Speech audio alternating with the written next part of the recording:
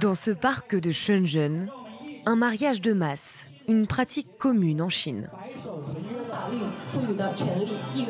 Ce jour-là, 11 couples s'unissent sous la bénédiction du Parti communiste chinois.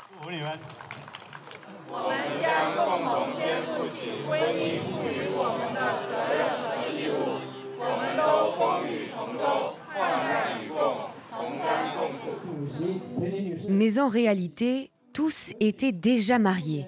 Cette cérémonie est une mise en scène organisée spécialement pour la Journée internationale des droits des femmes. Dans ce décor rose, il s'agit en fait d'un plaidoyer des autorités locales pour inciter la jeunesse à se marier et à fonder une famille. C'est important de montrer l'exemple, parce que beaucoup de jeunes ont peur du mariage. À mes yeux, et dans la culture chinoise, c'est après son mariage qu'une fille devient vraiment une femme, et qu'elle comprend ce qu'est son rôle en tant que femme. Dans le public, pas de famille ni d'amis, mais des célibataires, réunis autour des mariés pour un speed dating gouvernemental. Chaque participant, homme et femme, va se présenter tour à tour. Notre but est simple, que vous fassiez connaissance. Avec ces rencontres, les autorités espèrent relancer la natalité, l'une des plus faibles au monde, et le nombre de mariages divisé par 2 en 10 ans. Le Parti communiste joue les cupidons. Dans son viseur, des femmes éduquées comme Linan, ingénieure. J'ai déjà 35 ans. Personnellement, ça ne me fait rien, mais à cet âge-là, en Chine, on m'appelle Shengnu, c'est-à-dire une femme dont personne ne veut. Ses parents l'ont poussée à s'inscrire aujourd'hui et sont même venus l'observer. Très angoissés par le célibat de leur fille unique. Dans les grandes métropoles, les jeunes femmes sont trop indépendantes. Elles se comportent comme si elles n'avaient besoin de personne. Notre fille pense que si elle est heureuse seule, on sera satisfait. Mais ça ne nous suffit pas.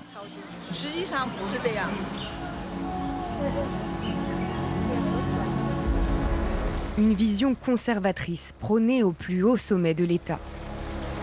Les femmes sont de plus en plus exclues des lieux de pouvoir. Pour Xi Jinping, elles doivent soutenir les valeurs traditionnelles de la société chinoise et se consacrer à la maternité. Une vision impossible à critiquer publiquement.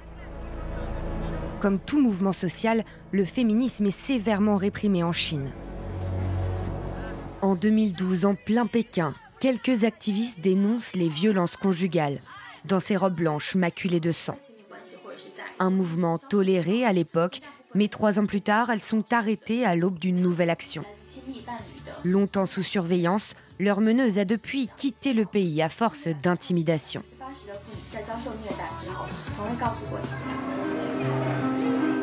En 2017, le mouvement MeToo enflamme brièvement les réseaux sociaux, mais il est vite censuré. Huang Xueqin, journaliste et icône du mouvement, est incarcéré depuis 2021, accusé d'incitation à la subversion d'État. Les féministes sont aujourd'hui réduites au silence. Pour évoquer les droits des femmes en Chine, il faut rester discrète.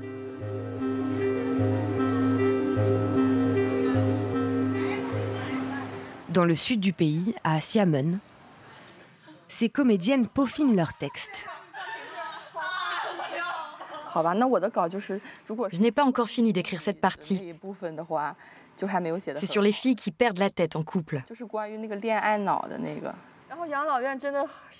Yilin, 31 ans, a créé un programme de stand-up réservé aux femmes.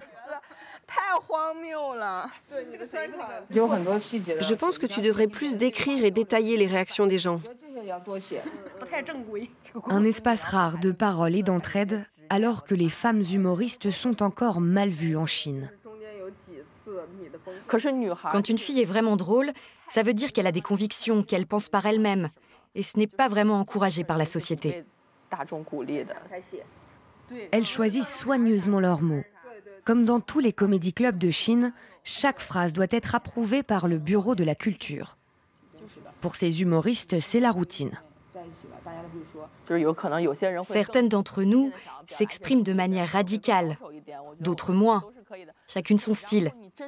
Et l'avantage d'être dans ce club, c'est que si on fait face à des polémiques sur les réseaux sociaux, ou qu'on a des problèmes, on peut se soutenir ensemble. La censure exige des œuvres positives. Pas de mention de politique, de sexualité ni de violence. Malgré ces limites, les 10 spectacles hebdomadaires font souvent salle comble.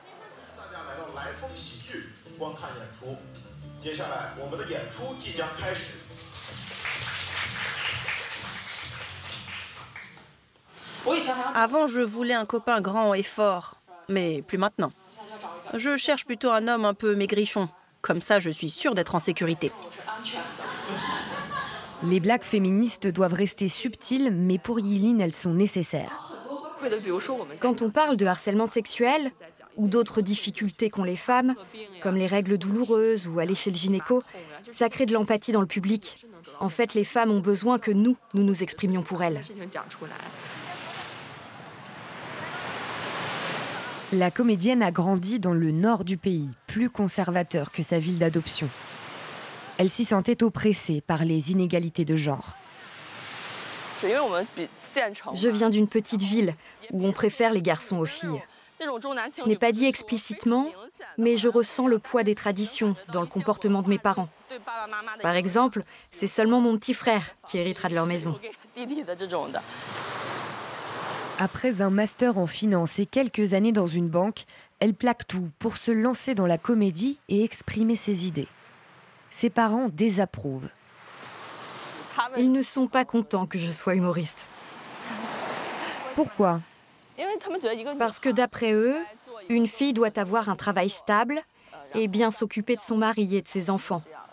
C'est ça une vie de femme heureuse, selon leurs critères.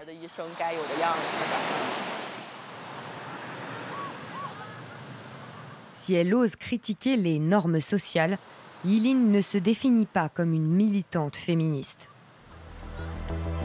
Le faire, c'est s'exposer à la répression policière. Les féministes chinoises sont très surveillées, en particulier quand elles forment des collectifs.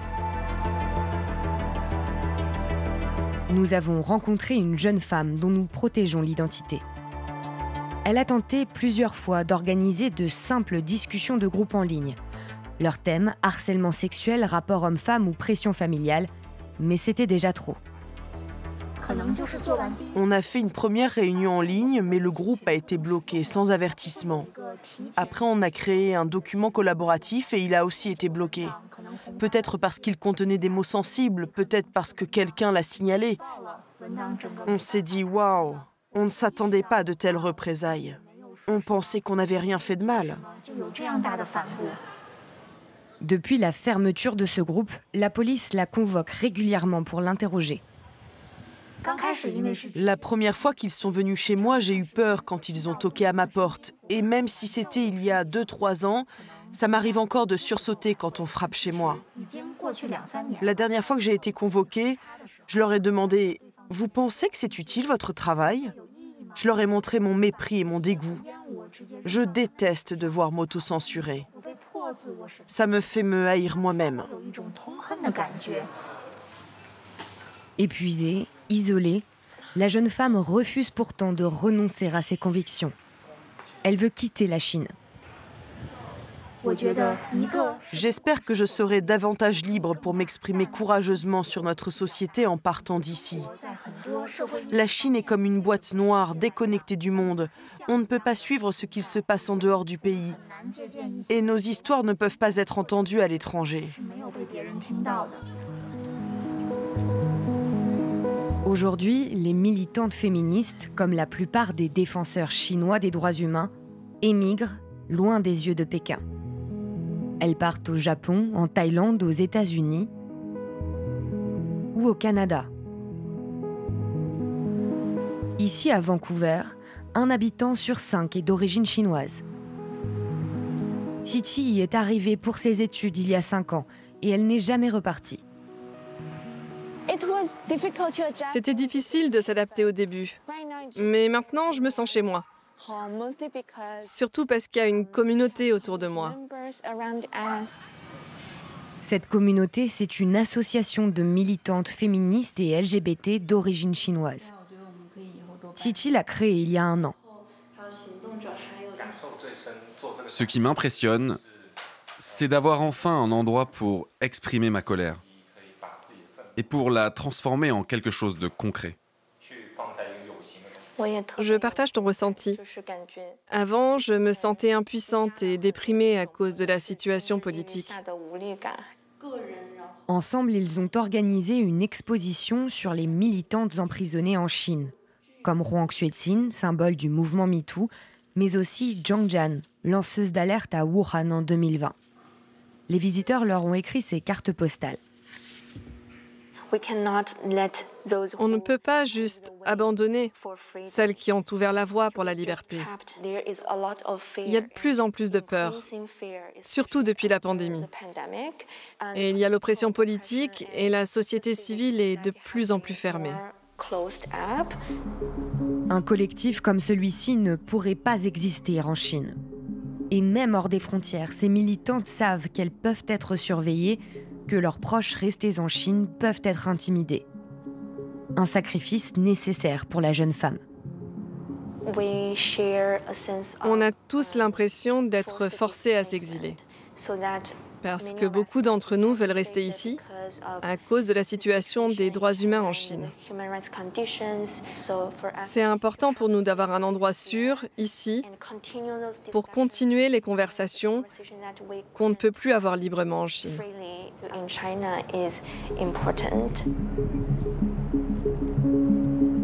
Si son pays lui manque, pour l'instant, Titi ne s'imagine pas y retourner.